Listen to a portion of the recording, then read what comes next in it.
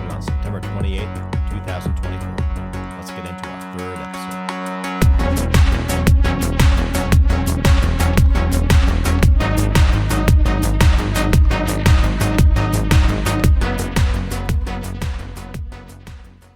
Hey, what's up, dude?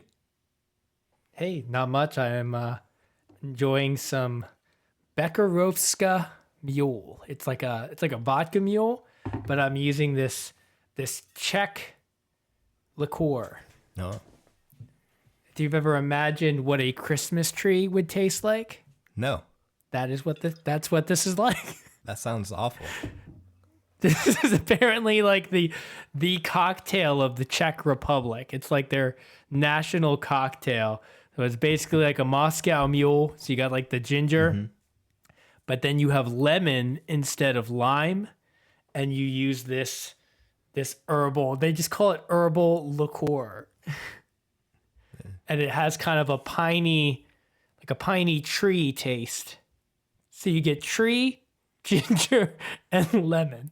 You must be like really enjoying it or forcing yourself to finish it, because it looks like you're about. Oh, I love it, man. You love it? I love it.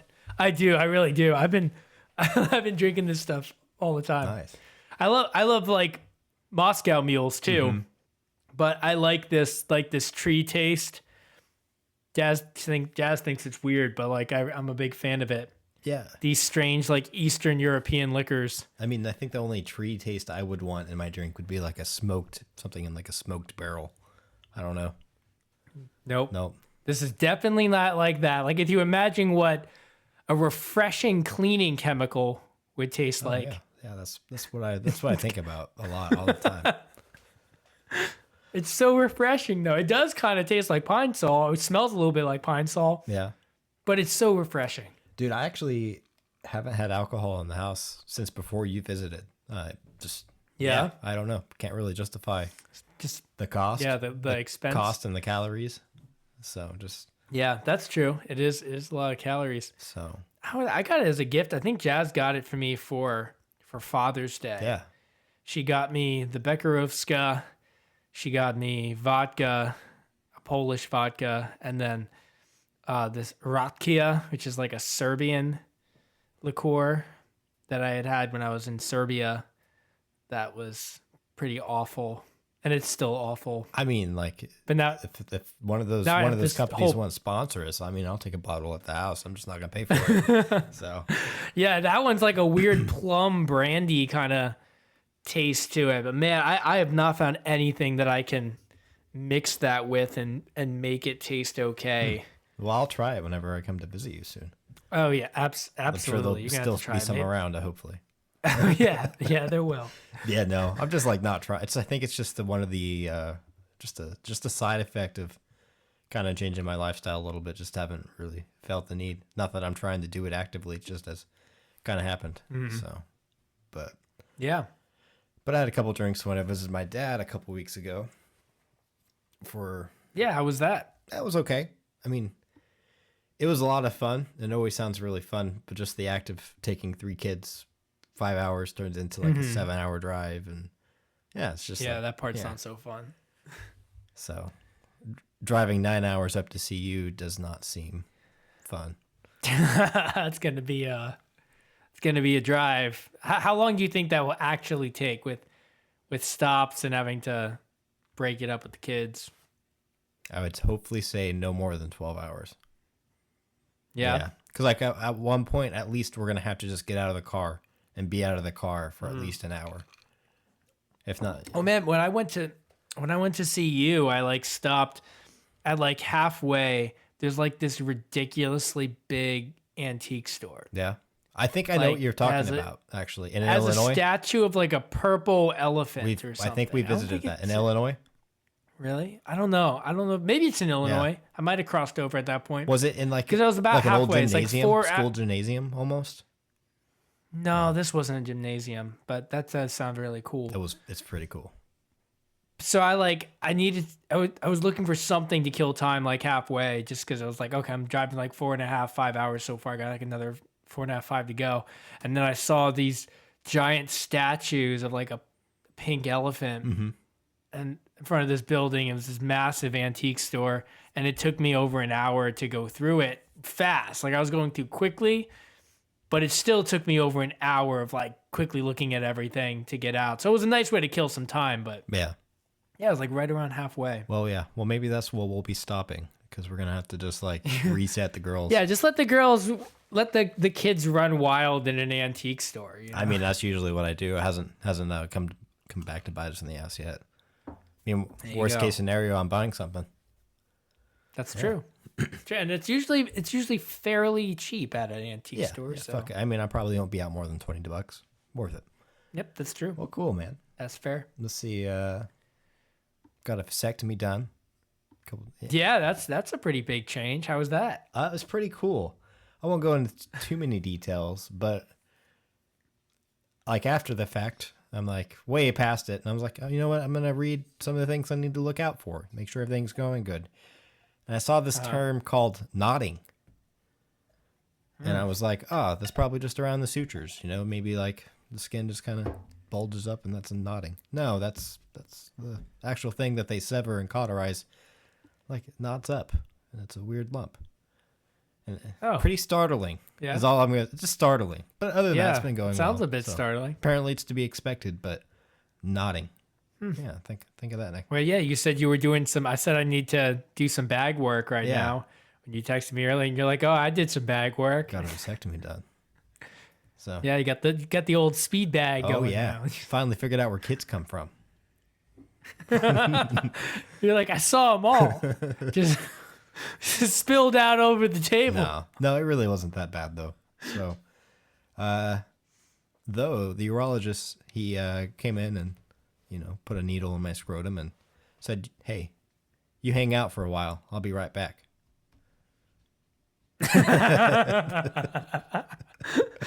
He uses that joke over and over again, right?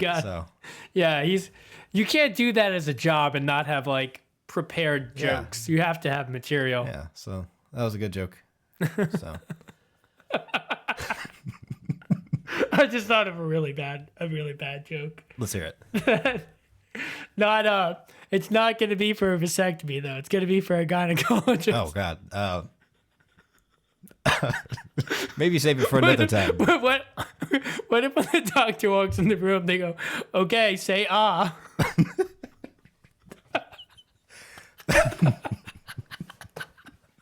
That's awful. I mean, it's not that bad, but it just seems so funny. No. As I was thinking about it. You know what's always so weird about that? And my wife said it a million times. And it's like, all right, you need to get undressed and get under this sheet and lay down. And then once you've accomplished this, we'll come in and lift the sheet up and look at your shit anyway. And it's like, is it just the act of undressing that is like so weirdly intimate, like... Yeah, I guess. Well, I mean, to be fair, they do the same thing when you get a massage. I guess, yeah, but they're just going to be looking right at it. So at the end of it, right? It's like, okay, it's just get undressed, lay flat on the table, and they come in and they pull it up. They're like, okay, there's your butt. Let me just massage above your butt. Yeah, exactly. So at the end of it, the doctor left, and it's just this tech, and I'm like, it's like, once I leave, you can stand up. I'm like, just don't look. I'm getting dressed because I want to leave. So yeah, pretty much. So like you've already seen everything there is to see. Yeah, so, yeah, that's true. At that point, what are they doing? Yeah, what's it matter? I mean, is it vulgar or is it explicit whenever they see it in a vertical position? Like I don't get it. But anyway, it's you're not on the table. It's explicit. Yeah, exactly. Well, anyway, man, I bring this up because this was another bump in the road in my journey to kick your ass. It really was. Yeah, this was part of it. You needed to.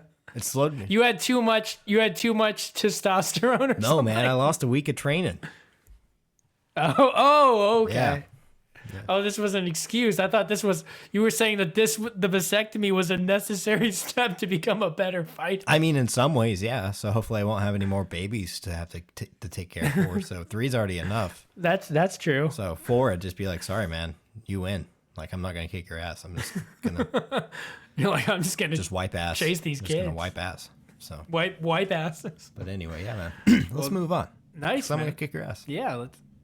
Okay, so you've been doing some ass kicking, right? You've been getting in armor. How's that been going? It's been going pretty good. How many times now have you been in armor?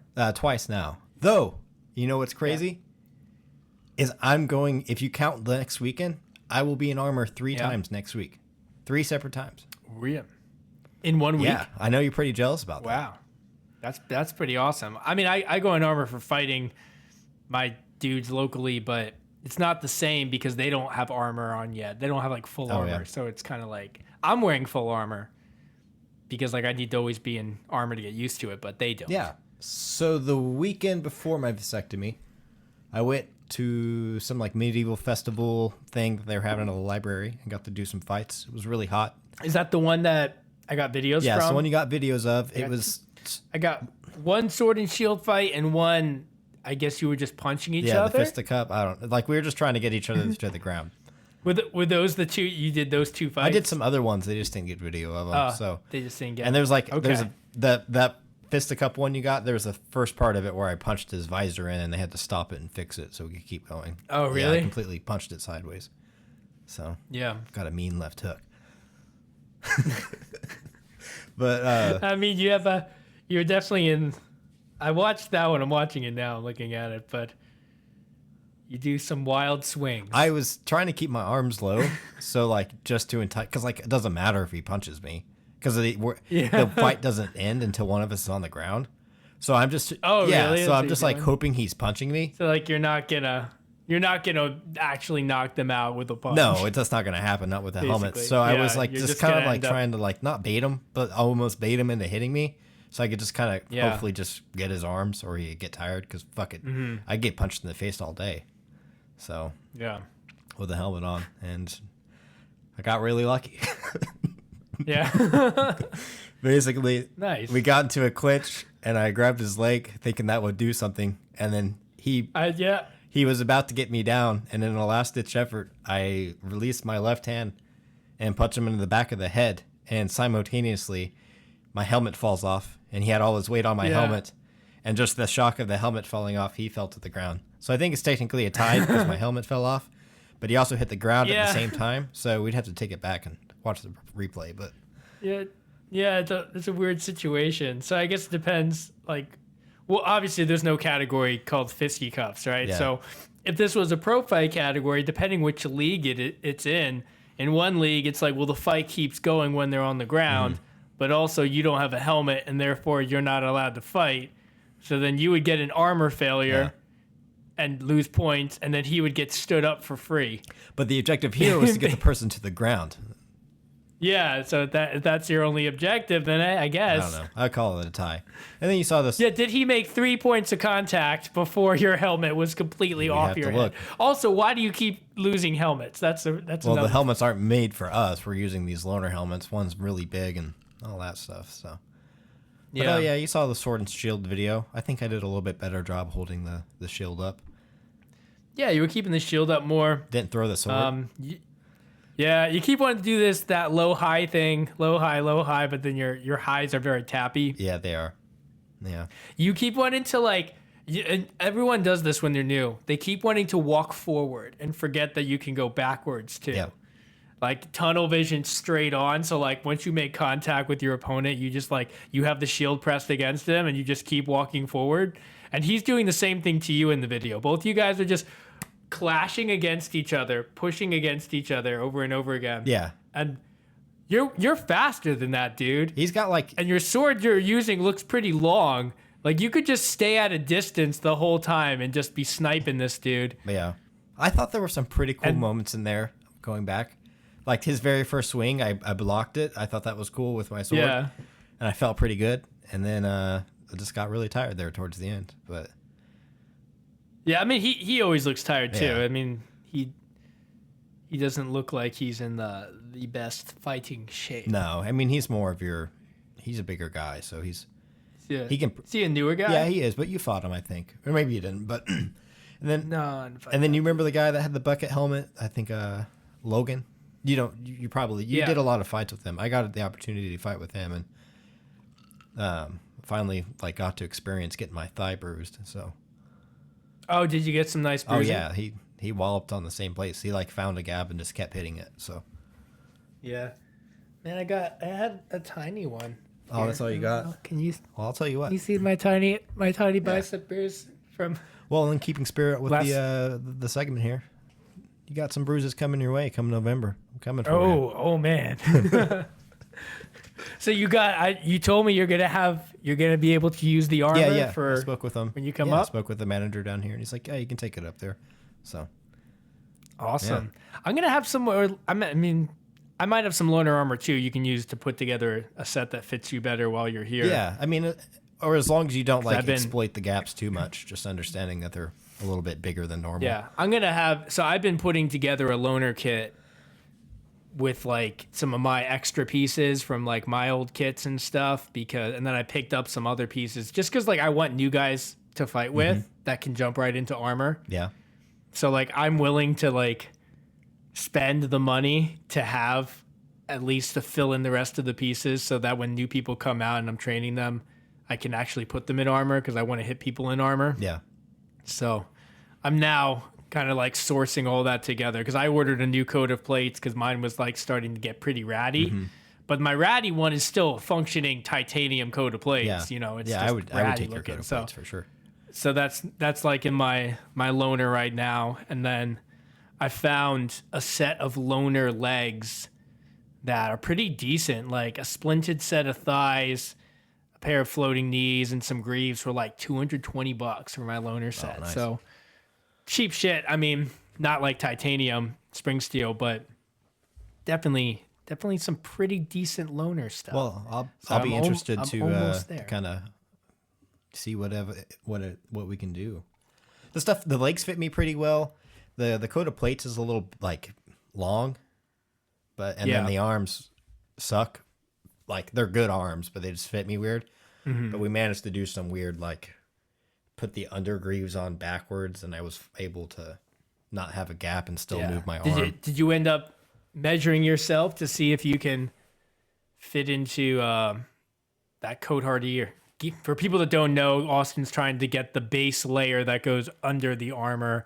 Typically, it's called a gambeson, but there's also other options you could use, things called a coat hardy, which has no padding in it, because Austin doesn't need padding. No, I don't want padding.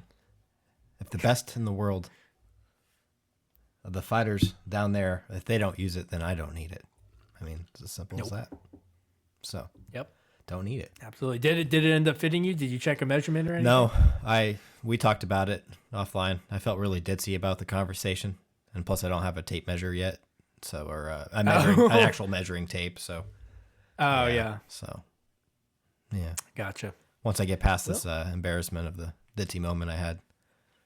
So, if you guys don't know what we're talking about, I asked Nick how he sized himself, and he was like, "Well, there's a sizing chart online," and I had realized that. And then I was like, "Hey, do you think it's going to matter if it gets a little loose?" And like, if so, which one should I order? Thinking he knew my measurements, and then he was like, "I don't know, man. You're just going to have to measure." And I was like, "Great idea." And I should measure and see what size I fall into and make sure I don't fall into a different size. And he's like, "Yeah, that's what I was thinking." And basically, I just wasted like Nick's time asking him dumb. So the main purpose I was trying to ask him was, you're like maybe I'll fall right in the middle of a measurement. Yeah, that would be good, wouldn't it? that would be ideal. And I was like, it started out with me asking like what material to order, which I think was a very valid question. So Yeah, that's pretty valid. So and then it just got really dumb. I should have stopped there and said, "Hey man, thanks. Have a good night." But no, I kept it going. No, that's fine. No, it's fine. I figured maybe you just don't know how to read centimeters. Maybe that's it. Maybe this is a metric system. No, but problem. the website has the option. They take it away from euros, so they give you the US dollar value, and then they can also turn it into a metric system. So Damn. So Man, they already knew that we were stupid here, so they did all that for us. Yeah. So they know we got all this dumb money. But anyway, man, I'm gonna kick your ass. Today's practice was kind of lame. I won't say much about it. Just felt really winded and kind of tired because I was not doing much. So it was more like, just trying to get my legs under me. And plus, I was the only one wearing like a weighted vest for soft kit, so I'll give myself a look. Oh yeah, that's always so annoying too, though. Like if you wear weighted stuff and other people don't. Yeah, it is annoying, but at the same time, it makes you better. It does, and that's what practice is for, right? Is doing that. But but also like you get hit so much and you get, bruised the fuck up, and having weight versus not having weight does make a big difference. Yeah, but the weight And vest then keeps you're you from gonna be getting the one. bruised in the midsection. So That's true. Who gets bruised in the belly? I mean, that doesn't happen. yeah, and then I, had the full helmet on, so practicing my breathing. And this guy wanted to do a thing where we did arming swords without the shield, which was kind of cool. Except I just started doing this on his head, like nonstop, and like he couldn't do anything about it. Like he was hitting me on the legs, but I was just doing this on his head, just nonstop, and it was like He was just like ignoring just the fact that I'm sitting here walloping on his helmet. So Yeah, I think that category, I mean, it's not a real category, but like I've seen people do it. I think that's interesting if both people are going to be using a lot of footwork and actually try to avoid getting hit. yeah, but we're just sitting here well. like Like, if yeah, you're- whatever. Like Yeah,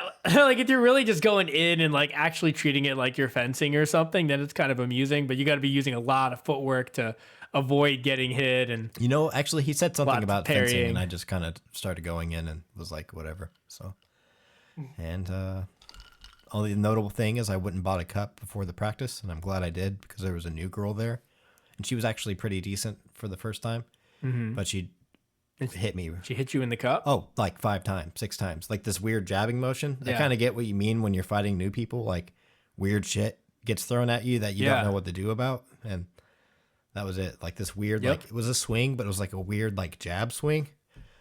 And so, Yeah, dude, if you're so much like the chance of getting injured is so high against new people because they do weird shit. yeah, I made you bleed, motherfucker, Nobody makes me bleed my own blood. with your own gauntlets, everything. I actually have like a permanent scar down there from that. From me, Yeah, dude, look at this. See if I can get this in the camera.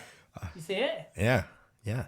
Dude, it's raised. So I have one on my other elbow, a massive one, but that's from like a surgery. Yeah. This is half the size of my surgical scar from having like my nerve moved Nice. to a different location. I'll tell you what, It's half that size from my own fucking gauntlet that you wore cutting my elbow. I'll tell you what, man. There's another one coming for you in November, bitch. Yeah, I mean, we're going to be in armor next time. And not going to get fucking cut. I don't know. Maybe you'll find a way. No, hopefully not. So, But at the same note, you repaired it yourself. I didn't have to go to the hospital and get stitches, and it looks like a clean scar. I mean, it looks like you gave me stitches or something. you were pretty impressed with my Band-Aid work. I will say It was. You really you pinched those two sides of the skin together, and you held enough pressure there that they joined. Yeah, one time a couple years ago, they gave us training about how to fix combat wounds. So I wouldn't classify that as a combat wound, but it paid off. We were doing combat. Yeah. Anyone else, you would have been fucked, man. You would have had a pretty nasty scar there. Or a hospital bill, which would be even worse. Yeah. Well, man, I think that's enough of I'm gonna kick your ass come November. But I think it's time we move on to another segment called Don't Be a Dick.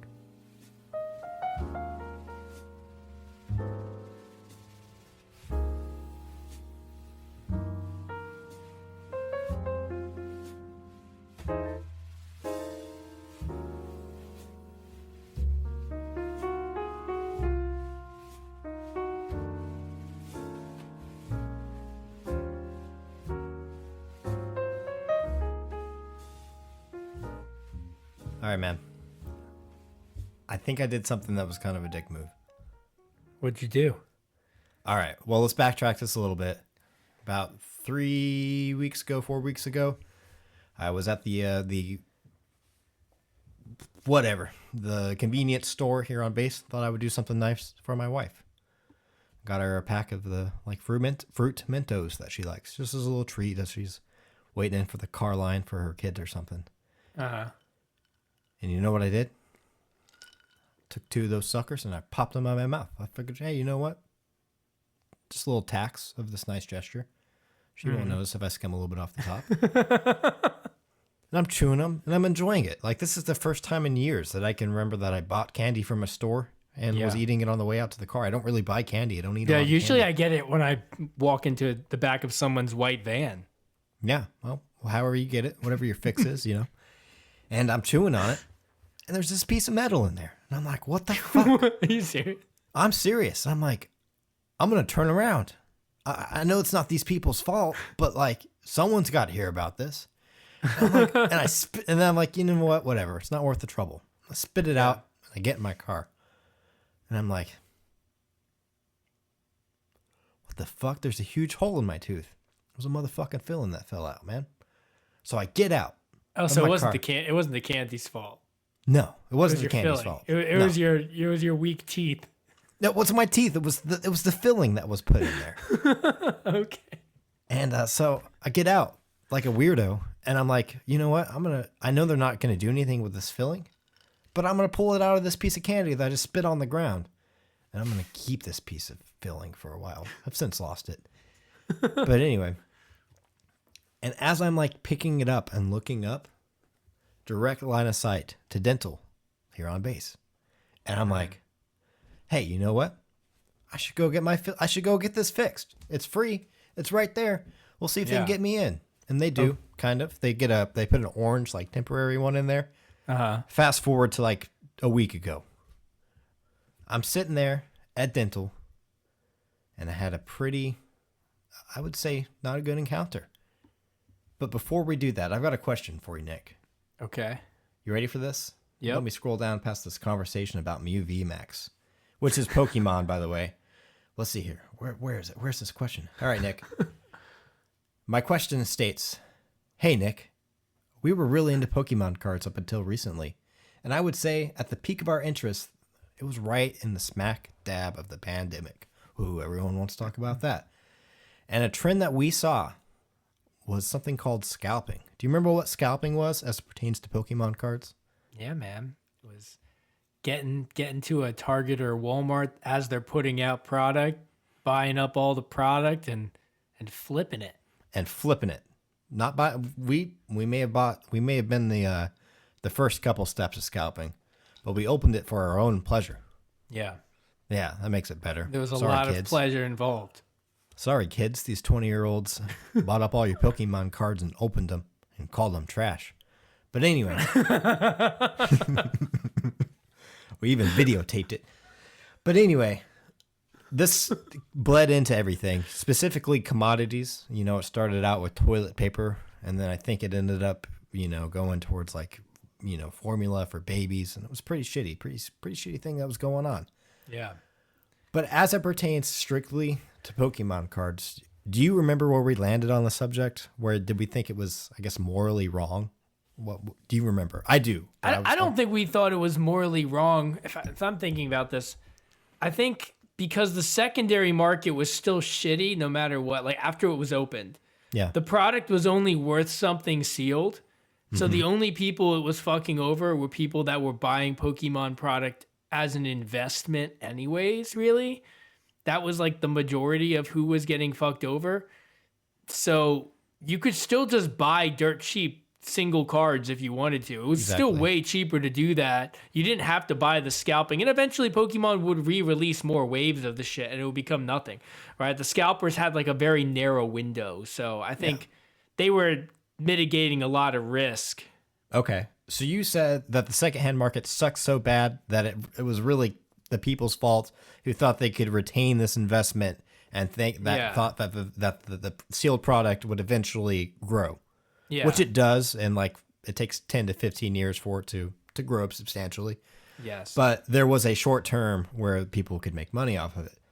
I actually remember it for a different reason, very similar, but like on the main premise being that the secondhand consumers were actually idiots for paying those inflated prices and not getting over like that jaded veil of like, oh, I've got to have this. I got to have it now. We just thought they were idiots. The fear of missing out, right? Right. They were so enraptured by that. And part of that's like a status symbol, right? Like I have this product the first day, or real status. I'm flexing that I have this product before the street date, right? That was the biggest thing. Yeah.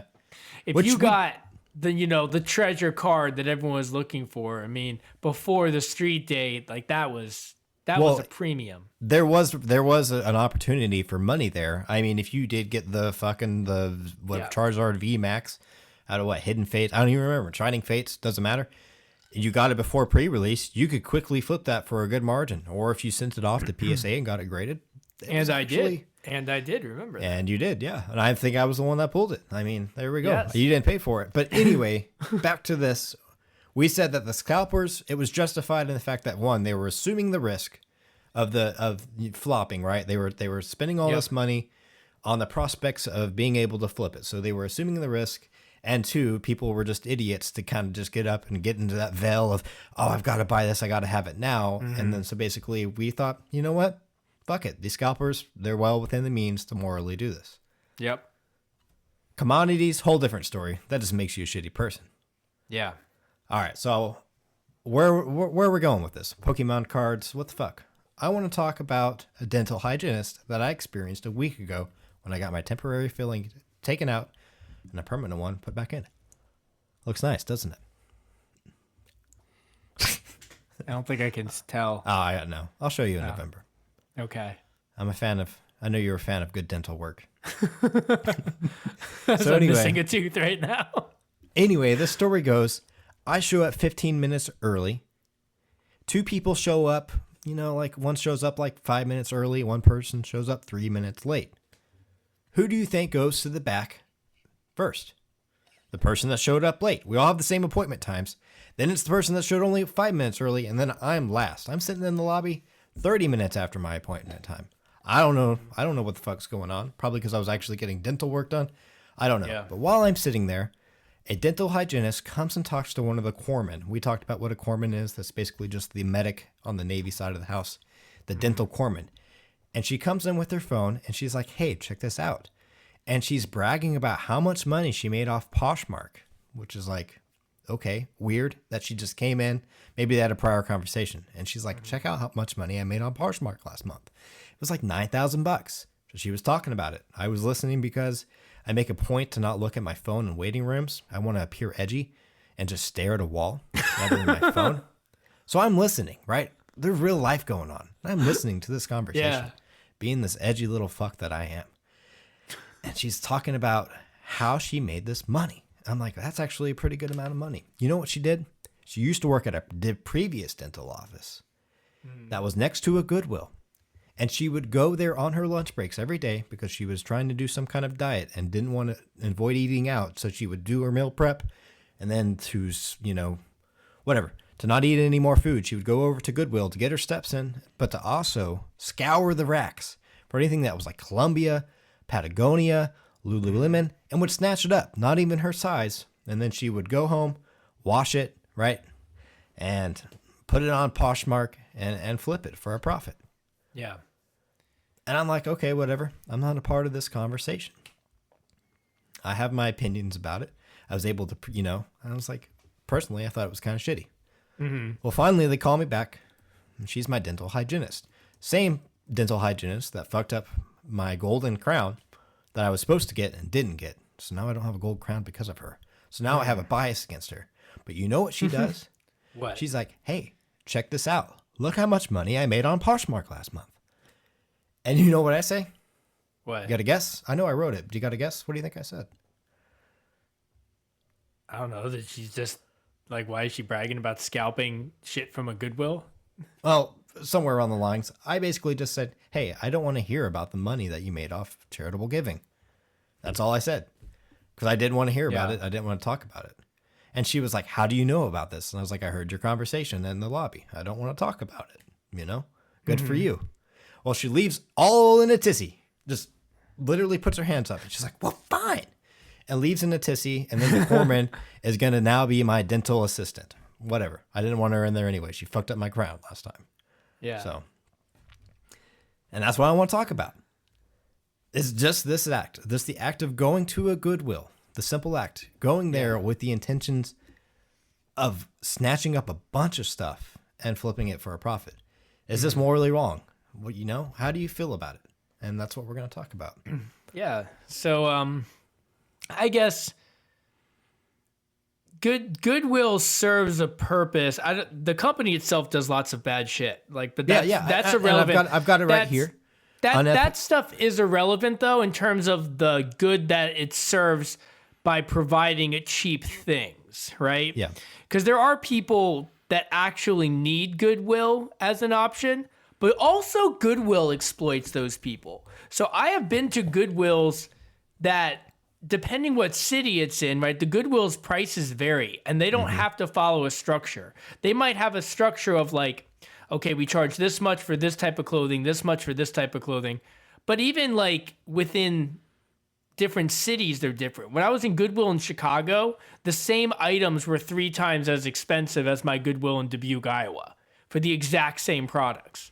Yeah. So Goodwill itself does, to a degree, some type of exploitation of the market based on where they think people have means. But they still don't have means. I mean, just poor-ass people in Chicago, just like there's poor-ass people in Iowa. You know, there's still plenty of people who can't fucking afford shit. Yeah, But so on the topics of the unethical practice of Goodwill, I'm sorry to interrupt, but I got a little note here. I'm just going to read go it ahead. off. Barring all the unethical practices allegedly by Goodwill, like low wages for disabled workers, company executives making triple figures off of donations, and unsafe work practice being promoted by the company, allegedly, I, Austin, the all-knowing, declare that Goodwill does share a mutual symbiotic relationship with society based on its founding principles on paper. Okay. Right? Yeah, so exactly. I mean, I don't look at Goodwill as a charitable good. I look at Goodwill as a cheap place that provides cheap clothing that would otherwise would be in a landfill, right? Because we don't need the shit. The stuff we drop off at Goodwill, we don't give a shit about most of the time anyways. That's why people get rid of it. We're not actually saving that little tax write-off because usually the standard deduction's more anyways. So we don't fuck with it. But the reality is that the stuff would be in the trash instead of someone who actually needs a $3 shirt being able to buy a $3 shirt. And I agree with you 100%. That's more of like the mutual symbiotic relationship. Yeah. I forgive Goodwill for all of its malpractices based on what it inherently does, which is stuff not getting thrown away. And yeah, and like time. any thrift store kind of does that to a degree, right? Like we need to have these affordable thrift store options because people need cheap shit. Now, I will also say thrift stores have realized that young people have started thinking thrift stores were trendy and cool, and then they started raising the prices, which it's kind of fucking up that symbiotic relationship then, because once thrift stores become too expensive for regular people, for like actual poor people, then what's the purpose anymore? Yeah. Like I went to one gentrification. Yeah, gentrification of thrift stores. Then I saw this play out like crazy in Madison, Wisconsin, because there's this chain of thrift stores we go to. It's actually on many states called St. Vincent de Paul Society. And anyways, we go to the thrift store in Dubuque. It's super cheap. We go to Madison. They had 3 different St. Vincent's there. So we decided, oh, cool, we're in Madison. Let's go to all 3 of them. We like this store. Check them out. So we went to all 3 in one day. Each one was in a different area of town, and each one had products at completely different prices and completely different quality of products. They actually themselves, St. Vincent de Paul, went through and handpicked out every designer and put them in the more expensive store and left just the absolute trash in the store that was located in an area of poverty. So basically what they said is, hey, you poor people, you need poor shit, right? Because you're poor. So take the trash, you trash. And now I'm going to take all the nice clothing, the designer clothing that's better quality, and we know it's worth more. So we're going to take it to our store that's in this very gentrified, hip area of Madison, and we're going to put it there, and we're going to sell them for $8 a shirt instead of $1 a shirt. Yeah. Actually, at the really poor version, they bought it by the pound. They didn't even buy it by the article of clothing there. Really? They charged them by the pound for the clothing. So they were walking off basically less than $1 for any article they were purchasing. But the fact that even this is something that's supposed to be a charitable organization, they have gone through and picked out, just like this scalper's doing. Yeah. They picked out all the designers, put them in a specialized store that's cleaner looking, that's organized, that only has the finds that these these like pseudo thrift store shoppers want to find. So then they can go there and make, a video of them. Look what I found. I found this Lululemon blah, blah, blah, blah, blah here. And it's only this price. Yeah. Yeah. But it's like, no, you went to the curated thrift store. You went to the museum of thrift stores. The gentrified thrift store. So that fucking shit's happening at like every level. Every level. It's crazy. Yeah. Every level of thrifting. So maybe I'm a dick, right? Why am I picking on the consumer? Why? And the reason that just kind of pissed me off is like you said before, the gentrification, or do we care to call it charitable appropriation? That's a good term. And basically, we're at the root cause, and maybe this isn't happening. We know what's happening. We're taking away the opportunity for a more needy person to experience the full thrill of thrifting. Finding that nice textile and walking around with pride saying, hey, I only paid a few bucks for this. Or maybe they don't. Maybe they're or just having a better quality product too, maybe. Yeah, better quality. Are we saying some products are just, it's just a name. But to a degree, there's also I have some Columbia jackets that actually work really well in the negative temperatures that I experience in Wisconsin. So yeah, that's great. I've had cheaper things that didn't do that. So sometimes the name actually does, mean something. And maybe someone who's, less off, maybe they still want to be warm in the winter. And they deserve to be warm in the winter. And something I'll talk about later is there's different trim levels of these brands. There's shitty Columbia stuff out there. I've noticed that. You could go to when I had a Costco membership, they had Columbia there, but it wasn't as nice as the stuff. Yeah, it was made for levels. probably Costco. But it's not always so it's not always the brand. But what is annoying though is instead this opportunity for a needy person to have a nice textile, a nice winter coat, whatever it may be, a nice jacket that they'll wear for 3 years. It's being ripped away from them because this person wants to just fucking take it. And now all the person's getting is this shitty secondhand fast fashion bullshit of last season. That's all that's left. Or some fucking shitty Hanes t-shirt, polo t-shirt that's heavy and thick and it's going to shrink. And I think that's really the root problem. I think that's where I draw the line. And it's how much you're making $9,000 a month? Holy fuck. That's ridiculous. Mm-hmm. And so the fact that she was just outwardly bragging about it to this individual and then thought that the stranger would want to be a part of this conversation. I get talking to a coworker about this bullshit and everyone has to have a side hustle and they want to brag about it. That's what makes them an individual. Whatever. Cool. I'll excuse it there. Nothing like forming your identity about producing capital or surrounding around your method of producing capital. Whatever it may be. I mean, she has 15 years on me, so of a different generation, a different mindset, I guess, And I'm not saying she's not earning this money. That's a fucking hustle. She's grinding. I don't want to do that shit. Honestly.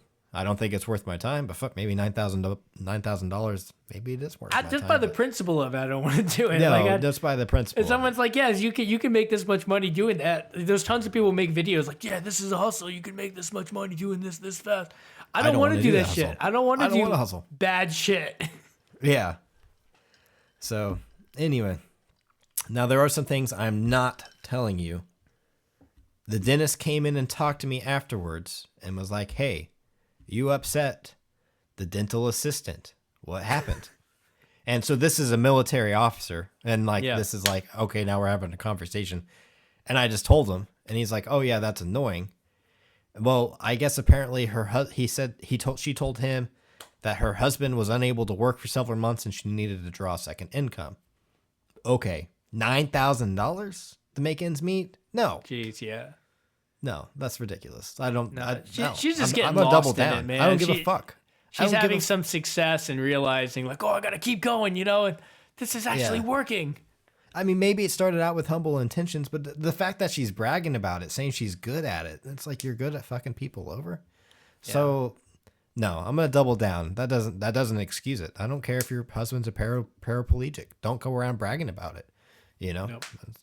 That's just you're doing something shitty and you're bragging about it. So I don't care how shitty your life is. Doesn't excuse you to do shitty things. To make other people's lives shitty too, right? Yeah. or just a little shittier. You know, it's not gonna change their life finding that Patagonia article of clothing, but maybe it'll bring a little spark of happiness in someone's life that's pretty shitty on a daily basis. I think so, honestly. I mean, I've had a nice Patagonia jacket, and I loved it, you know. I wore it for 3 to 4 seasons. It was fucking awesome. So yeah, hopefully somebody else would enjoy the Patagonia that I did donate eventually. Now, there are some other things I'm not telling you. I'm not perfect. Personally, I feel that I exploit goodwill. I mindlessly dump shit off there that's not worth my time trying to sell. How pompous does that sound? I would rather... I'm just going to be a dick about it. I mean, I would not rather, but what I'm doing by doing this, I'm saying that I would rather a disabled, underpaid worker, allegedly, sift through my unwanted items in bulk in an unsafe working environment, allegedly, so that Goodwill's executives can earn their annual pay raise. Yeah, allegedly. Knowing, but getting the peace of mind that I generously donated to a noble cause. So I'm shitty, right? Yeah, I don't want to do feel this. Good? You feel good about that? I feel good about it, knowing that my stuff touched other hands before they were like, no, this is trash. Now we have to throw this away. One more well, because then they have to make that moral decision, right? They have to decide what goes in the landfill and what doesn't. It's up to them. Well, and could you imagine? Pass the buck.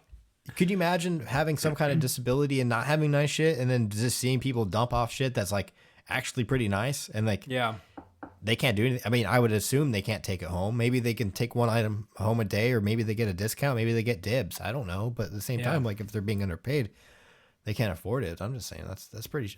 So I exploit it. Man, I exploit the fuck out of it, man. I send trash bags. I mean, I put it in a trash bag because it's the best way to carry it of clothes, of stuff all the time. I mean, just because I just don't fucking have. Man, I don't want to spend the time to do that. I mean, I don't necessarily want to do the time. It's an accumulation of shit, and once I get 2-3 trash bags in the back of my closet, you know what I do with the shit? Then it goes in my car for about 2 to 3 months, and I drive by Goodwill 50, 60 times, and then eventually I stop by for that 2-minute drop off. Man, that was Jazz this last month. She's like, I gotta donate this stuff to whatever that thrift store is, St. Paul, that we have, and I'm like, you're gonna drive all the way over to Dubuque to donate? That's like 20 minutes of driving. Yeah. Like, it's going to cost you like 4 gallons of gas. No, I'm not like that. I mean, we shop there from time to time. At least 2 gallons of gas. Like, you're going to spend like $6 to drive over there to do. She's like, well, I guess I could wait until we go. Yeah, just wait. But I'll tell you what I do. I save the shit. And then when I need scraps of fabric to clean something up because the dogs vomited, or because, you know, I didn't buy paper towels because that fucking, those are expensive, man. I don't buy paper towels. Fuck. If I had paper towels now, like if you come over, there would be paper towels, and you should feel special because usually you're gonna buy paper towels for me. Yeah, man. When you guys come over, there'll be paper towels in case something gets spilled. But usually, man, I don't want to fucking buy that shit. I'm gonna. Are we gonna have toilet paper, or are we gonna have stolen napkins? No stolen napkins this time. But what I'm going to do, I'm going to take those old ratty clothing and I'm going to cut them up into scraps. I'm going to use it if I'm staining something. I'm going to use those scraps. Oh, I do that all the time. Yeah, it's usually I would do with the white t-shirts, but this time I decided to give them to you. I'm wearing one right now. It looks good, man. I kind of regret doing it, seeing you wearing it now. Fucking pulling it off. But yeah, I'll use it. I've used them before to like clean up the dog water that got spilled everywhere, clean up dog vomit, dog piss, like. Yeah. So that's good. Yeah. That's a good idea. Yeah. I mean, people can do that. Cut them up in I guess they still end up in a landfill after that, though. Just now they're covered in dog piss and shit and vomit. Yeah, and everything, dog water and everything in between. But at least they got a second cause. So this term, this act of going and buying these clothes and upselling them is actually called upthrifting, or people think it's called upthrifting. Though I looked it up. I did extensive research. I read 2 articles. And upthrifting is usually, and in its basic meaning, is meaning that someone bought something and either repaired or did something to it and gave it a second life. Like me buying an iPad from Goodwill, repairing it, and then selling it for a profit. That's the up part, right? Yeah, that's the up part. And people think just the act of saying, hey, I found this Lululemon thing for $3. I'm going to sell it for $50. Yeah, sure, you have to buy it. You have to take the pictures, and yeah, Poshmark's going to take its cut, but still, you're making a profit. You're a piece of shit. There's no skill involved in that. And I'm not saying you have to have these skills to be able to make money if you're willing to put in the sweat equity, but don't call it upthrifting. Just call it reselling, you know? Yeah. So anyway, something else I do that's shitty at Goodwill, or something I did, is I bought about 50, 60, maybe even $70 worth of, this is actually a pretty good find, the Platinum Collector's Edition DVD Blu-ray combo sets of several Disney movies. A little rich for your blood. I paid $5 a pop. So, I mean, I did walk away with a pretty good amount. All ones that I did not have. I'm trying to justify this to you. $5 a pop? You told me, I haven't researched this, but you said that DVDs have a shelf life of maybe 50 years. We haven't gotten to that point yet, and they're going to eventually die. And you said Blu-rays have a little bit longer one. They do. So why not be redundant? These, I'm telling you right now, these Platinum Collector's Edition ones, these are the ones you need to be buying, Nick. Because I got some of them, man. I found some of them. Those are the ones you should be $5 a piece, but yeah. Those are the ones you should be seeking out. You play the DVDs until they die. Then the Blu-rays are going to live. And you also got to take advantage of it quickly. There's a digital download code. So then you can make several copies of it and have it just in case on several forms of media. Did your digital download code work? Was it still available? Yeah. On some of these old things, really? Oh, yeah. The site's still up. So now I can put them on my iPods. Man. Yeah. Yeah, you're jealous now. Yeah, I just want some digital. Fuck DVDs, man. There's some movies I want digital downloads of because, like, I use them for like my classes, but sometimes they have some kind of provocative shit in it, so I want to edit it a little bit just so we don't have to have 13-year-olds staring at nipples. But there's nothing wrong with nipples as long as they're not brushing up against each other. They are. Oh. Well, that's pretty bad. Well, sometimes they're brushing up against ice cubes, all different things. But anyways. Yeah. So anyway, another naughty thing I did is as I was researching this, I found myself onto, did you know Goodwill has an auction site? Yep. I did not know this. Actually, I kind of knew it. Which is also fucked up though, right? Huh? Because they put valuable items there on the auction site. So it doesn't go into the store. Dude, so I spent easily a good 20 minutes scouring the electronics thing. And I'm like, fuck, I could make a good amount of money off this by essentially flipping some of the electronics. Though it's saying for parts as is untested, right? So I'm assuming the risk, and there could be something majorly wrong with them that may have to require repairs. But guess what? I got the skills. I have the know-how to do it. So I think actually upthrift. I can actually upthrift, and I can justify it. And I think, I don't know, right? Because I'm going to be taking this. There's like a lot of 3 broken MacBooks, all of the same model, for like $12.99. And of those 3, I bet I can get one working MacBook out of there. I know how to solder. I know how to do a little bit of electronic repair. Fuck that. There's a $400, $500 computer there. Is that unethical? I don't think that's unethical. No, I mean, what I do with the 2 remaining MacBooks may be unethical. It's just going to be fucking parts if you don't. I mean, yeah, it's just going to be parts. So yeah, or trash. Like people do it all the time, right? They buy auctions of these broken computers to try to salvage. And if you go to eBay and look up used Macs, right, there's a whole market of refurbished Macs that are just a culmination of parts.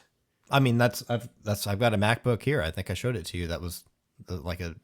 Yeah, I've purchased some of those before. Like I had one myself. Jazz had one that I got her, like a desktop. I spent like $350 for it. It was just a refurbished. Someone rebuilt it, and it was fine. But anyway, I did the shitty thing. It instantly got my attention. I'm like, fuck, I can make some money here.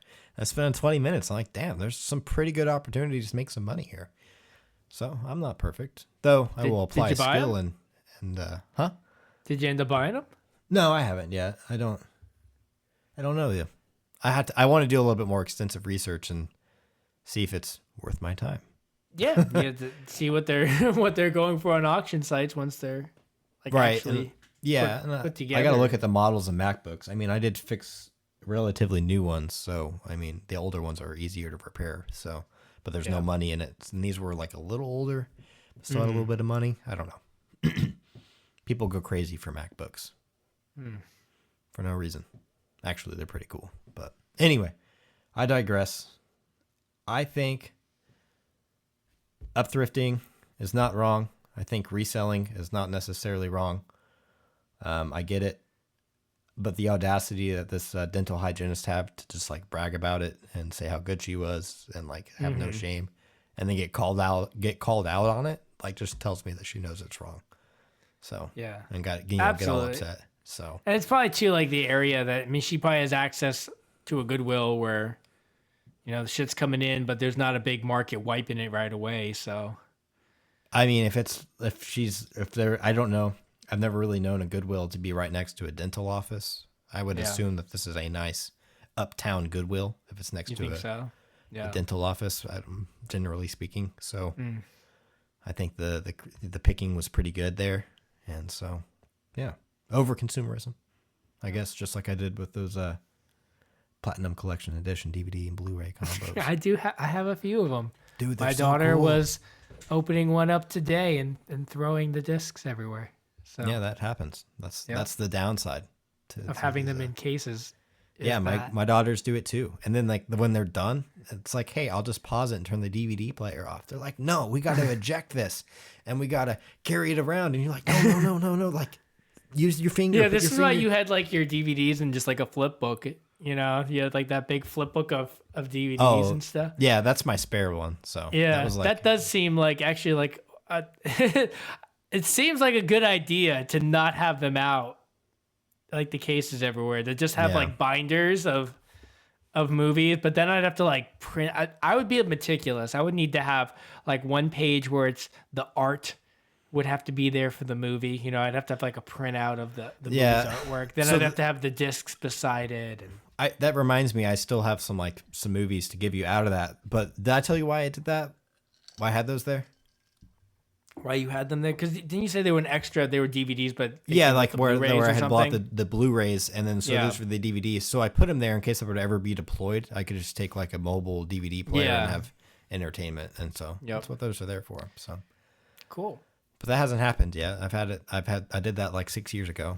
Still haven't been able to utilize that, but maybe one day I'll be deployed and you'll watch your DVD. My awesome idea will pay off. No, it won't. But anyway, well, sweet, man. This has been my segment. What do you got for us?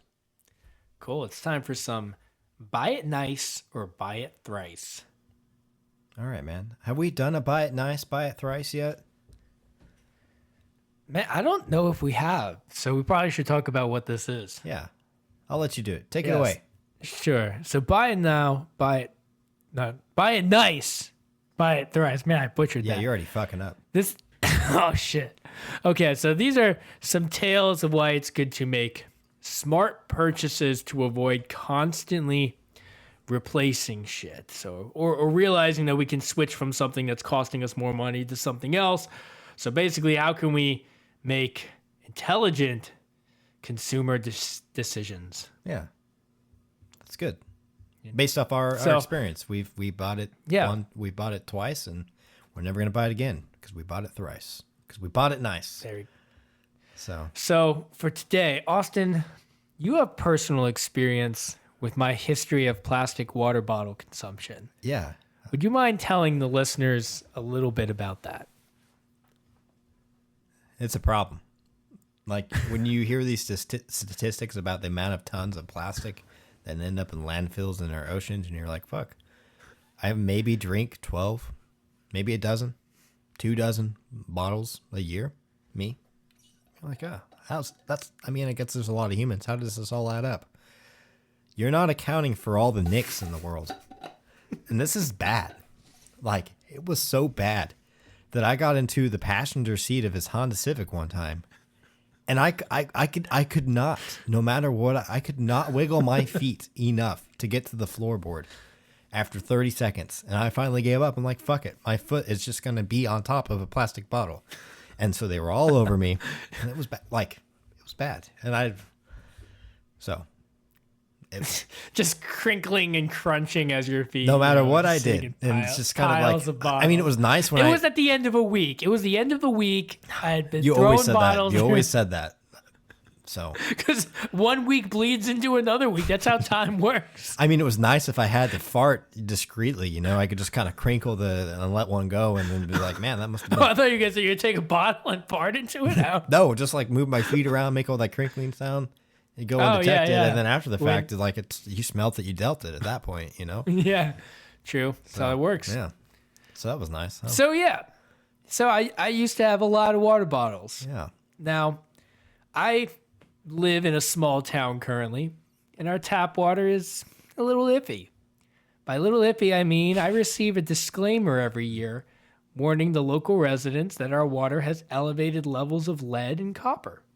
That's And it's beyond what's it's beyond what's considered acceptable for daily consumption. So water bottles are kind of important. They're kind of important because we need water, you know, to live for cellular respiration and shit like that. But Nick, I've never been in your vehicle up there in Iowa, Wisconsin, Illinois, where the fuck you live. Did this exist in Memphis?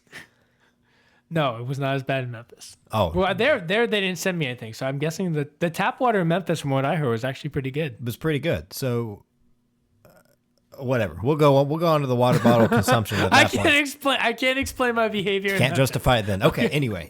I can't justify what I did in Memphis. Okay. So this I can bad habit justify it carried now. over to Michigan, The bad habit carried over to wherever you live. into other states. Okay. To wherever I went, but now I can justify it because I was receiving, you know, notices saying, "Hey, don't drink this tap water. This tap water is unsafe. Okay. You definitely shouldn't drink it if you're elderly, pregnant, or you're a child." So, you know, I wasn't drinking the water. I was buying water bottles, just like always. But now I'm buying water bottles for myself, my wife, my dog. All of us have to have water bottles for everything because the tap water is unsafe. And I'm not alone in this matter. Apparently, 10% of Americans are estimated to have tap water that contains lead, copper, or other harmful contaminants, depending on the specific region or infrastructure, you know? So you got agricultural runoff, things like that. There's lots of different things that can end up in there. You got PFAS chemicals because, you know, fucking DuPont, whatever. Lead's a particular concern, though, because a lot of older homes have lead pipes or plumbing fixtures, and just these older fixtures are still there, and it's leaching a little bit of lead, and lead's really bad for you. It is. So anyways, I wanted to see what was in the water. So we have this consumer report here that they make, you know, visible if I go to like my utility page and dig through some messages, and it tells me exactly what percents and everything and are found of these different chemicals in my water. And from there, the big ones that stood out was our copper and lead levels. We were in the 90th percentile for copper and lead levels. So very high amounts of lead. And the lead we had is considered to be a pretty unsafe level at 4.54, it's like whatever particles per million or something. Okay. So clearly can't justify drinking this water. But, you know, I got a baby in the house, so I got to purchase water. So what I've been purchasing has been about 2 40-pack cases of bottled water weekly. That's about what it takes to, you know, get through a week with my family, making bottles, and my wife and myself and everything else. So that's 80 water bottles a week that are being consumed. And these 40-pack containers cost me like $6 a piece, so with tax roughly $6. So I'm spending like $12 a week in water. And if I multiply this times 52 weeks in a year, I'm spending $624 roughly in water bottles. It's a pretty expensive habit. Yeah. Habit. But recently, there's the word. I mean, it is a convenience. It's a little bit of a convenience too. But recently, thanks to a trip to visit Austin, Hey. my best friend, Hey. I discovered gravity drop water filtration and realized that I could have significant savings if I would filter this tap water, as long as I can find a way to filter out lead and copper. You know what else? So- You know what I realized What? from this realization you had too? What? That you're a really shitty listener, because I always gave you shit for these water bottles. And I mean, I'm not gonna lie, I would drink the water bottles when I'd come over, but you know how like I felt so bad that I was drinking your water bottles that I even like brought over a pack or two a couple times to your house. I bet you don't remember that either. I remember you doing that. Yeah. It wasn't a big deal. You were drinking my water bottles. I just, I thought maybe How much do you think these water bottles cost, man? They're not that bad. fuck the amount you drank. It was like, damn, I'm like, he sustained some stuff off these water bottles. So anyway, you're a shitty listener. I did sustain them myself. Because yeah, I still told did now. you about our solution and you didn't listen, apparently. Because you had this realization when you came to my house and saw it several years later. But anyway, Yes. keep so going. I saw this thing in real life, and it aesthetically looked pretty nice. It's like, oh, I could picture having this thing on my counter. This is pretty nice. It's not like an under sink, thing I gotta hook up or plumb in, and it's not. We've had water filters like the kinds you pitchers and shit that you put in the fridge. Those things are a pain in the fucking ass. The filter cartridges are super expensive. They don't work very well. They had bacterial growth constantly if you didn't constantly clean them out. It was just terrible materials that they were using, and they produced like no water. They barely filtered anything. So, man, I'd kill one of those Brita filters in like one workout. Yeah. I'm going through like a gallon of water a day myself. That shit doesn't even like hold a gallon. So it was terrible. My experience in the past with water filtration was stuff like that. And I'm sure a lot of people who are using like a filter at home might be using like a Brita or pitcher or something like that. That's a pretty common product a lot of people buy. Drink more water. Don't do it. If you drink enough water, you'll realize, hey, this is not for me. Yeah, it just doesn't do enough. And the cost of their filters does not translate very well. It'll stop working, and then you're going to be fucking just drinking your tap water anyways. And if you have tap water like mine, which is proven to be unsafe, that would be a bad situation. So anyways, if you're narrow-minded like Nick, narrow-minded, and you don't listen to your best friend when he's talking to you about how his water solution is, and you come to his house, and it takes several years to see this nice shiny thing that is appeasing to your eyes, now you have this realization. Tell me, take us on this adventure. Did what? So I drank the water. You drank the water. I drank the water too. Yeah. I drank the water from Austin's house. The water tasted good. It was appealing looking on the counter. And he told me what it cost to like maintain this, or his wife told me what it cost. I didn't to know maintain shit about it. Austin doesn't actually know shit about it. But his wife knew all about it, about what the filters cost and like what filters they were using and whatnot. So then I was like, okay, wait a minute. This actually sounds like a cost-effective solution because I can just put my tap water right into this and then it filters it and then it comes out a nifty little spigot and I fill my bottles as much as I want and then I just fill it again every night and then I go to bed and I do it again. Mm-hmm. And then like every year I replace the filters. Every year or so, yeah. Yeah, and they say like you can go longer than that, but if you got heavy contaminants, then you probably should do it sooner. Yeah, it just depends, and it depends on like what the contaminant is. Different contaminants, they don't necessarily always test them all to after so many gallons. So you have to know how many gallons you're using in a year. But I feel pretty confident with the math I've done that a year is about what I would get that I can feel safe knowing that it's time to switch, and they're not that expensive to switch. So, anyways, I ended up jumping on. It's called the Boro Legacy System, and we are not sponsored by Boro. Well, but and that's kind of weird because I have a Berkey filter, but I use the Boro filters, I guess. You use our filter. That's what my wife says. You use the filter. That's all it is, man. Yeah. So all that your can is sitting on the counter, it's a can. That's a can. That's it. It's my brand. All these different gravity-fed systems are a can, and then after the can, it comes down to what is the actual filter that's in the system. And Berkey is and then currently there's unavailable.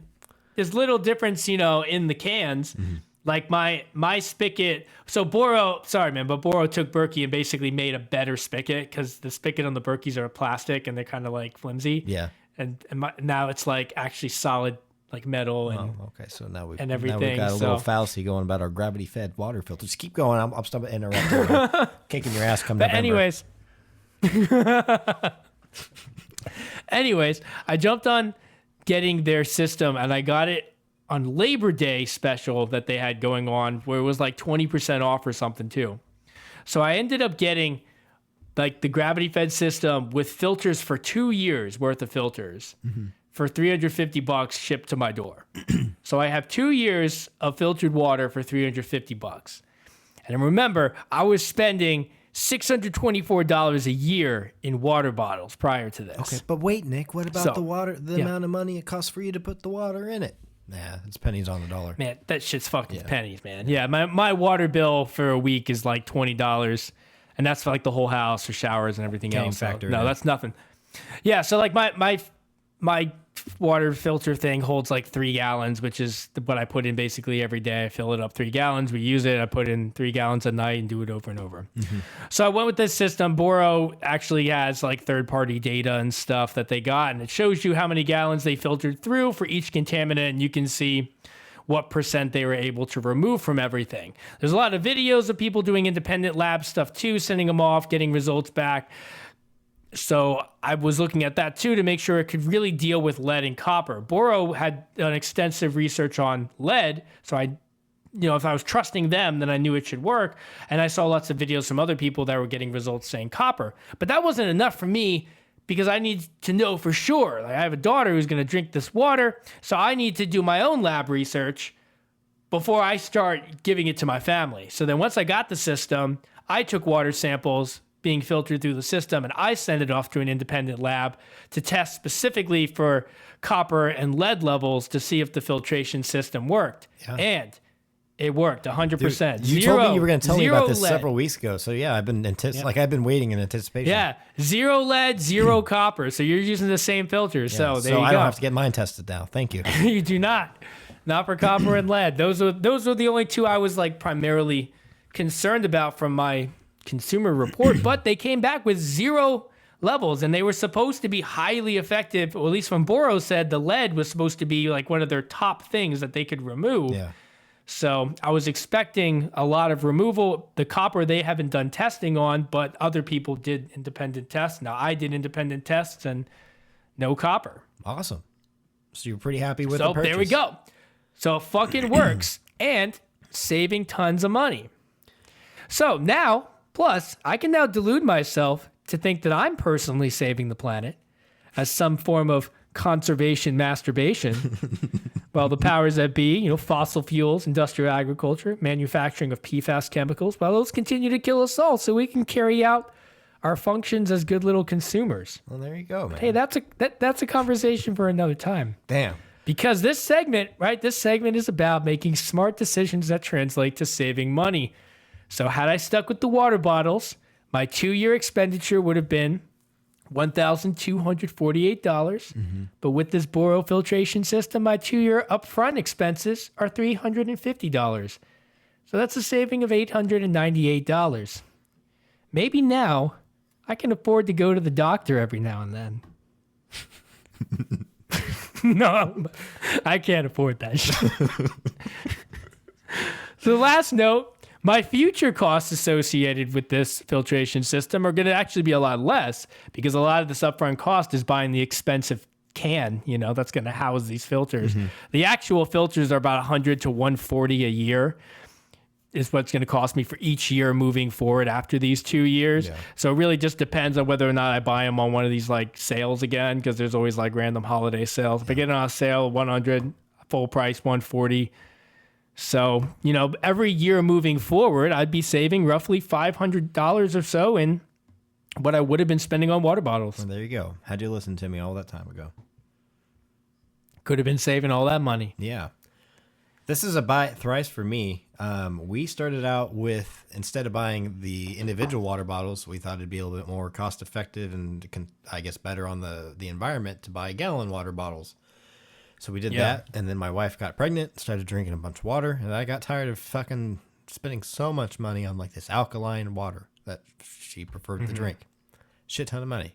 So then we moved to the ones that you can get from like Lowe's, the Primos, I think, the big like 5-gallon ones. And we had bought that spigot. We had bought a dispenser for that didn't work. Then we ended up just getting like those are like the ones you got to flip, right? Yeah, you got to flip, ones. And you always use water. I had those growing up. My mom still has them. It's a pain in the ass flipping them, and whatever. It is a pain in the ass flipping them. Like, you always get water all over the fucking place. I don't care who you are. So yeah. And then we landed on the Berkey filter. So unfortunately, this was our thrice payment. Though it sounds like you were going a lot in the water bottles. that you wish. Yeah, there's just water bottles for years, man. At that kind of Well, let's do the math expense. here. I would have told you about this at least 4 years ago. So imagine about the savings you could have had in the 4 years had you listened to me. Awesome, man. I'm going to keep jabbing into you. I don't like the couple $1,000. I don't like the comment you made about my inferior spigot. I actually don't like the spigot on my Berkey filter, and I'm aware of it, and I don't need you to tell me about it. It rotates. it rotates. I wonder if you can. I wonder if you can just like buy the spigot.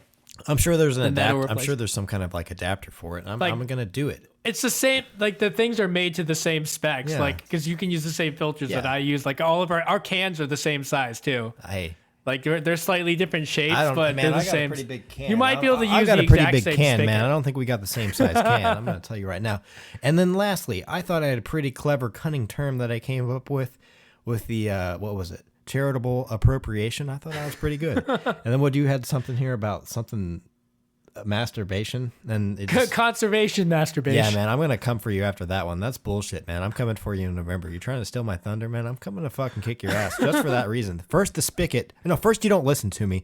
Second, you're my spigot. Something's wrong with my spigot apparently, and now you're trying to outdo me, man. Dude, I'm coming for you. I'm coming for that left thigh of yours. Yeah, man.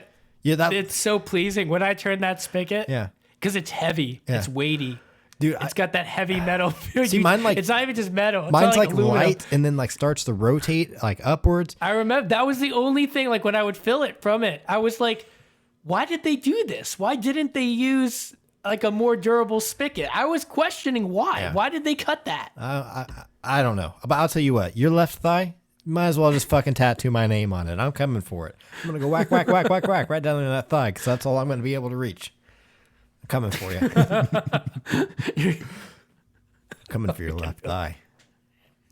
Okay. All right, man. I don't think I have any nerves left in my left thigh to feel anything, man. It's fucking dead. Well, I'm coming for it. I'm easily insulted. I'm aware of the problem of my spigot. I don't need you telling the world about it. Okay. Fucker. It's time for another segment of Don't Be a Dick. We're double dicking it. Double dicking. Well, let's get into it. Okay, so the dicks today that I'm going to talk about are judo dicks. Now, judo dicks are a special kind. These are sweaty dicks that you grip tightly, you roll around on the floor with them, you choke them out until they finally submit. I hope I painted a nice visual image for everybody. Austin, do you know what judo stands for? I do not. I know that it's like a denomination of jiu-jitsu. I do know that much. I know it originates in Japan. That's about all I know. In Japan. Judo stands for the gentle way. Oh. And there is no way more gentle than making excuses not to fight your opponent. Oh, is that how you become a black belt? Of the second degree? Or whatever they call it. So, I go to judo. Been doing it now for like 8 months. Mm-hmm. Got to work on my throws for armored combat. So, week after week, there are these two dudes who keep avoiding fighting me in randori, which is what we call sparring, basically. At the end of like every session, you do like a 2-hour judo session, and usually in the last 30 minutes, you'll just do like 30 minutes of straight sparring where you're every like 3 to 5 minutes or so, they hit the timer and you move to another mat and you fight other people and you do it continuously. That sounds cool. Yeah, it's the best part of judo. It's like when you get to that last 30 minutes and you're just fucking rolling around, wrestling each other to the ground for 30 minutes with a bunch of different people. But these two fucking dudes, man, week after week, they keep avoiding fighting me. So for context, both dudes are younger than me. Yeah. So they're like guys in their young 20s. These aren't like fucking old men or anything. One's a belt that's above me. One's a belt that's the same as mine. So there's not like huge differences or anything. We get paired up against each other in randori. It happens all the time. But it's always something. 1 second, the guy's like, "Oh, shit, I'm so thirsty. Can I grab a drink quick?" And I'm like, "Okay, man, go get a drink. There's a water fountain there." So the dude runs to the water fountain, and it takes him 3 minutes to get back. And then the buzzer like rings and it's time to switch to your next partner for randori. Mm-hmm. So I'm like, what the fuck, man? It takes 3 minutes to get a drink of water. And then another time, he's like, oh, the strap that holds my pants up, it keeps coming undone. I can't get the strap to stay on, so my pants are falling down. What the fuck? You got you were through this whole lesson all night with your pants falling out, but now it's a problem? It's a problem right now? Yeah. So then another one, man, I need to tie my belt. And then he proceeds to take 1.5 minutes to tie his belt in some like fancy ass knot that looks like a fucking stop sign. I don't know. Like a square what knot? the fuck that is. What kind of knot? I know about You knots, probably man. I'm know. in the Navy. You should know about knots. What kind of knot looks like a fucking stop sign or I something? think you're interpreting it wrong. I don't know. I mean, I think of a square knot, but Maybe that's it. It looks like some like geometric shit. yeah. Usually I just super fucking easy to do. I mean, I'd it shouldn't do take him some a minute just and a half. It basic should take him shit. like a second and a half if he were in the Navy. dude forgets how to fucking do the knot. Yeah. That I guess. Yeah. But anyway, here's the thing though, man. When you're doing randori and judo, everyone's fucking belt comes undone. Oh, yeah. You just go with your shirts come open, your fucking gis open, your sweaty bodies are touching each other. When you're doing this shit, you are so fucked. You look like you're just torn apart at the end because you're grabbing each other's like gi the whole time. Like you're pulling on each other's like fabric. Yeah. So you're ripping each other's clothes off as you're doing this. Nobody gets through randori with their belt like perfectly tied. That just doesn't happen. Anyways, takes fucking forever. Comes back. Now we only got like a minute to do randori and then the round ends, so you can't do that much. Yeah. So then another time, so then the dude with the higher belt. So that's the dude who's like the belt that's the same as mine. Then the dude with the higher belt, he's like, man, I'm so tired from wrestling practice because he's like college wrestler or something. He's like, I just need to get a drink of water. And he goes and gets a drink of water. Fucking takes 3 minutes to come back. And another time he's like, I need a break. I got hit in the balls a little bit in the last round, just like a little bit. So I need to sit down and take a moment. I'm like, man, who doesn't get hit in the balls? Yeah. This is part of it. You're gonna get hit in the balls. Yeah. And then he's like, this other time he's like, look at my finger. It's bleeding a bit. I think I need to get a Band-Aid. This is the college wrestler? Yes. And I'm like, What? dude, wrap your fingers in tape. Is this fucking amateur hour? Don't get me wrong. I went to community college, so I'm not trying to diss it there, but I'm going to diss the athletics. Is you like, it's a fucking community college? Like, no, this is a college. and he's a wrestler there. Yes. Probably not, hopefully not on a scholarship. Maybe not. But like this is such a normal thing. Like if you do judo, you wrap your fingers Yeah. in like hockey tape, all your fingers, because you tear apart your hands grabbing each other. Like to the fact where they're just like dripping with blood. Yeah. So you have to wrap your fingers really well. But the dude gets like a little, tiniest little bit of blood coming out. He's like, I can't fight. I got some blood. You know, I'm going to get blood on your gi. So, okay. I think you're painting a pretty good picture here. So is it like the other guys, they don't want to fight, so they pretty much just like find excuses not to fight the whole what'd you call this? Randori. And Randori. it's just to not fight me. Just you. Okay, so the problem Just me. lies with you, and I was hoping this is where we're gonna go. I Yeah. love that part where you were talking about like everyone's belts are coming off and our shirts are coming undone and our nipples are rubbing against one another. We're all sweaty.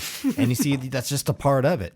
You know what's not a part about it is being erect during all of this, Nick. And I know that's what's going on with you. And that's why they don't want to fight you. It's out. That's what's going on. Maybe that's it. I mean, That would be difficult. That would be difficult to do some of the throws with.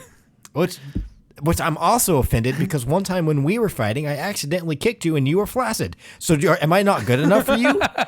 I'm coming for you in November, man, and you better be erect when we fight because my spicket.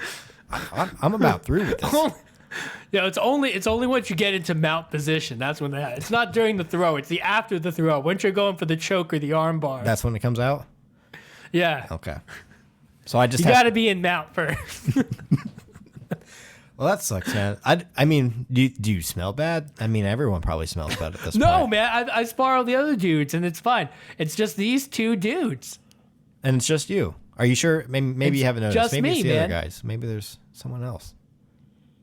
Do you do Just the me. weird thing where you sit there and pound a fucking pre-workout hard beforehand? No, I don't even do a pre-workout even do before. that. But the few times that I have fought these guys, I fuck them up. Yeah. Like really bad. Okay. And that's the thing is like, but I get fucked up too. So, cause like when I'm not fighting them, most of the time, like because they won't fight, I'm stuck with only fighting the black belts and shit. Yeah. Black belts and the brown belts, which is fine. Like 'cause you need to get practice, but I get my ass kicked by them. Yeah. I do that all the time, get my ass kicked. But you just want to do a little bit of the ass kicking yourself. I mean, like you got to I know. want to fight some people in my own belt. Yeah. You know, like I am pretty new into the game at 8 months. I shouldn't be having to just fight fucking black belts and brown belts all the time. I should get a chance to fight other adults that are the same belt as me and that have been doing this for roughly 1 to 2 years.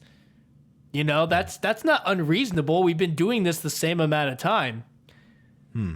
Or some of them more than me, longer than me. So I don't know, man. I'm still just a little hung up. I can't help but think that the problem is with them. If there's two individuals, I think the common denominator is you, and I don't know what that is.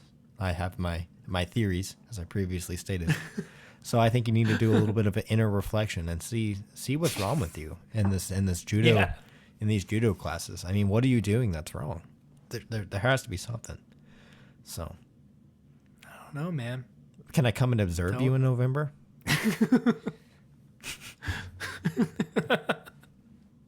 You better not go off to judo practice while I'm there. No, I won't.